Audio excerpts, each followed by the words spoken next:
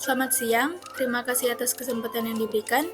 Kami dari kelompok 4 akan mempresentasikan hasil pekerjaan kelompok kami pada mata kuliah Kritik Arsitektur kelas B untuk chapter 2.3 mengenai ragam kritik arsitektur Wayne Atoe. Dosen pengampu pada mata kuliah kali ini ada Mner Vicky Henry Makarau MSI dan juga Enci Valeria Teresia Woy STMT. Sebelum kita masuk pada topik pembahasan, izinkan saya memperkenalkan anggota kelompok kami terlebih dahulu. Yang pertama ada Gabriela Mundung, Witwina Rorong, Junior Mantiri, Skivo Sumampo, Emerald Tene, Jilka Rumangan, Claudia Tamburian, Nativity Pelek saya sendiri, Rivaldo Pangemanan, dan juga Muhammad Ibrahim. Kritik deskriptif. Lebih dari sekedar bentuk dari kritik deskriptif melihat lebih faktual, mencatat fakta-fakta mengenai bangunan atau rancangan kota dengan segala sesuatu yang berkaitan dengan objek.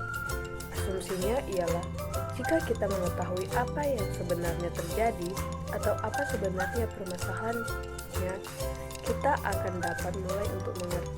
Bukan hanya untuk menghakimi atau menginterpretasi, tapi untuk membantu kita apa sebenarnya terjadi. Kritik deskriptif terbagi menjadi 3. Yang pertama kritik depiktif, yang kedua kritik biografis, dan yang ketiga kritik kontekstual. Termasuk pada bagian A, kritik depiktif, menggambarkan aspek-aspek statis dan dinamis dari suatu bangunan, baik secara verbal maupun grafis, dan juga bisa memuat garis besar proses perancangan bangunan tersebut.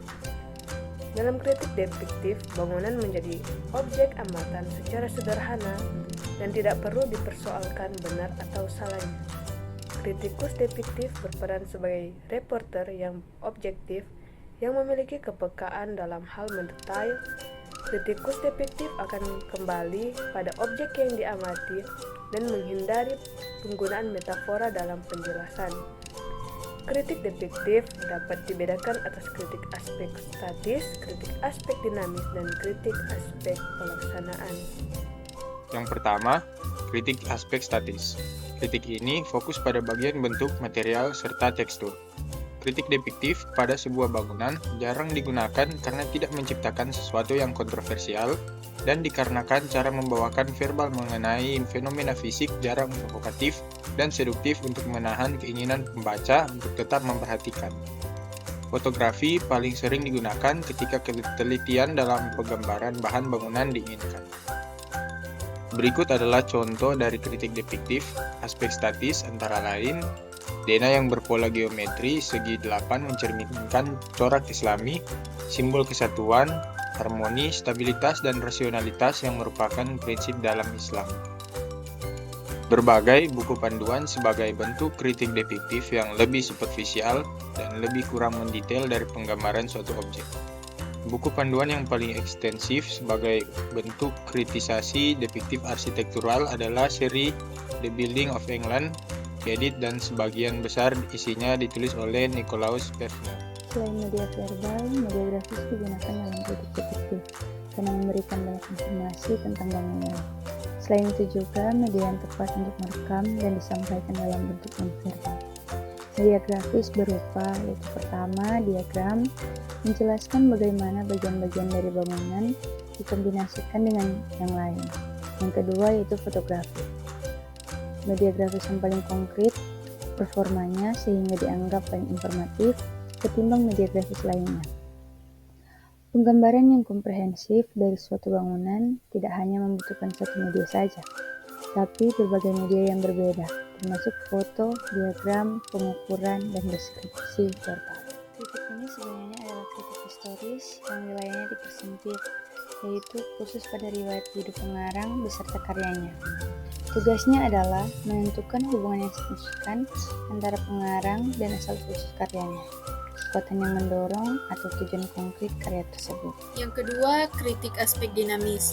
Dalam aspek dinamis, tidak seperti aspek statis yang lebih melihat fisik dari bangunan seperti bentuk, material, dan tekstur, tapi lebih kepada perilaku dari bangunan, seperti bagaimana bangunan itu digunakan, bagaimana manusia bergerak dalam bangunan, apa saja yang dilakukan, apa yang terjadi di dalamnya, dan bagaimana dampak bangunan itu terhadap lingkungan. Selanjutnya kita masuk pada contoh. Berikut ini adalah beberapa penggambaran kalangan jurnalis menyangkut aspek dinamis pada sejumlah lingkungan binaan yang dapat kita lihat pada gambar yang ada di bawah, yaitu Serial Vision Diagram Minnesota State Capitol Building Annex dan juga Site for Jules and McKinney. Berikut ini juga adalah contoh dari pendekatan para ahli perilaku dalam kritik depiktif dinamis berupa abstraksi dari sebuah studi tentang permainan di dalam sebuah proyek perumahan yang dapat kita saksikan bersama pada layar yang ada di bawah. Ya, baik, selanjutnya 3, kritik aspek pelaksanaan, di mana selain kritisasi yang tertuju pada aspek statis dan dinamis dari lingkungan fisik, ada pula kritisasi yang memberitahukan pengamat tentang proses yang menyebabkan lingkungan fisik tersebut hadir sebagaimana adanya. Kritik semacam ini terbilang efektif mendorong adanya perubahan, dikarenakan begitu kita mengetahui asal terbangunnya suatu bangunan pada saat terjadi perubahan maupun terjadinya penghancuran pada bangunan tersebut dapat terbayangkan oleh kita hadir dan menyaksikan proses yang terjadi pada bangunan tersebut. Dan yang di sebelahnya ini contoh tersebut untuk gambar tersebut. Baik, terima kasih. Berikut adalah kutipan yang menceritakan suatu kontroversi pengembangan kembali sebuah bangunan kantor pemerintah di kota Harlem. Sekalipun dari performanya, kritik depiktif seakan-akan merupakan metode kritik yang paling tidak menarik karena hanya sekedar menggambarkan sesuatu apa adanya. Metode kritik ini secara faktual efektif mempengaruhi masa depan. B. Kritik biografis atau biography criticism. Kritik ini sebenarnya adalah kritik historis yang wilayahnya dipersempit, yaitu khusus pada riwayat hidup pengarang beserta karyanya. Tugasnya adalah menentukan hubungan yang signifikan antara pengarang dan karyanya beserta asal-usulnya, kekuatan yang mendorong atau tujuan konkret karya tersebut. Kritik biografis bidang arsitektur relatif sedikit jumlahnya dan cenderung muncul pada ulasan sejarah ketimbang dalam media atau dalam studi evaluatif. Perspektif riwayat hidup sang perancang dalam pemahaman keberadaan berbagai bangunan, baik yang lama maupun baru, akan menjadi suatu yang menarik. Jika kita mengetahui bahwa seorang arsitek memiliki reaksi yang mendalam terhadap peristiwa tertentu dalam hidupnya, kita bisa melihat bangunan rancangannya dan melihat apakah dia benar-benar dipengaruhi oleh hal-hal tersebut. Kritik biografi sangat berguna dalam menyediakan informasi tambahan bagi pengamat, sehingga bisa mendapatkan pengalaman yang lebih kaya dari suatu karya arsitektural. Berikut contoh kritik biografis. Philip Cortelyou Johnson, salah satu arsitek dari Amerika yang lahir di Cleveland, Ohio pada 8 Juli 1906. Philip Johnson belajar di Harvard College dan mengambil jurusan klasik.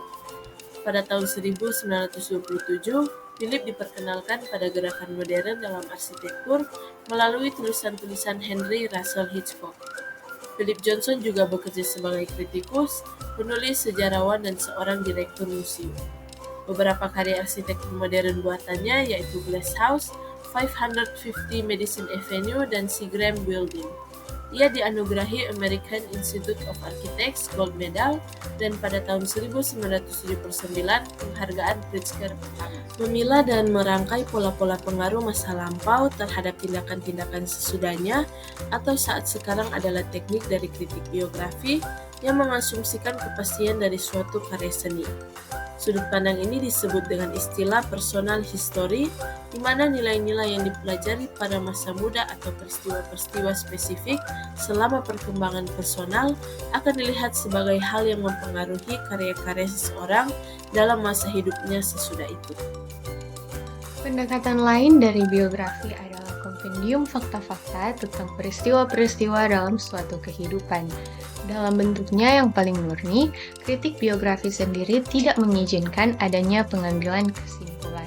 Pola-pola tidak dikedepankan, tindakan-tindakan tidak diinterpretasikan. Namun sebaliknya, fakta-fakta dipaparkan secara apa adanya.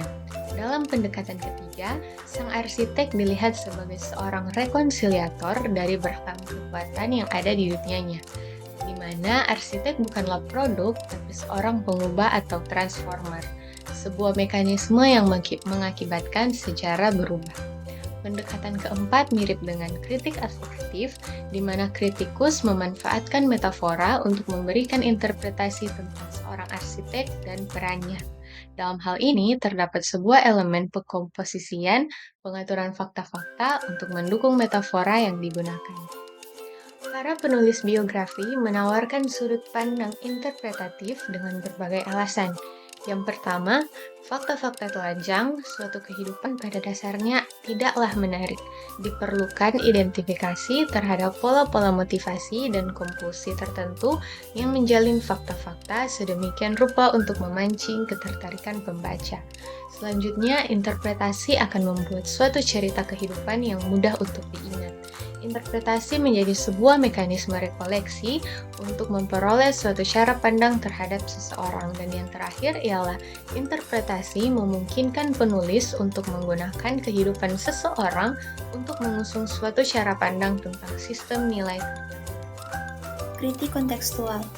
Untuk mendapatkan pemahaman komprehensif tentang suatu bangunan, dibutuhkan juga jenis informasi deskriptif yang lain, khususnya informasi tentang konteks sosial, politikal, dan ekonomi yang melatar belakangi kehadiran objek tersebut. Kompleksitas dan kontradiksi program adalah prasyarat penting dari mahakarya arsitektur apapun. Sama seperti itu adalah prasyarat penting untuk apapun demonstrasi keterampilan beda atau forensik yang luar biasa. Kebanyakan kritikus tidak memahami dengan jelas informasi tentang faktor yang mempengaruhi proses desain, kecuali mereka terlibat secara pribadi dalam aspek-aspek tersebut. Dalam kasus lain, saat kritikus memiliki akses terhadap informasi, mereka tidak dapat mempublikasikan itu, karena kekhawatiran terhadap kemungkinan adanya tuntutan atau legal action kepada mereka. Selanjutnya, menurut Rainer Banham pada tahun 1965 mengenai salah satu contoh kritik kontekstual yang komprehensif dapat ditemukan dalam kajian W.H. Jordi tahun 1962 tentang bangunan PSFS di Philadelphia. Jordi mengidentifikasi sumber bentuk bangunan, khususnya pengaruh kontemporer, dan sekuen dari proposal-proposal yang merekam perubahan-perubahan konsepsi rancangan bangunan tersebut, bentuknya, dan permintaan-permintaan pihak klien. Contohnya bisa kita lihat pada gambar yang ada di sebelah kanan, yaitu PSFS Building atau Loews Philadelphia Hotel.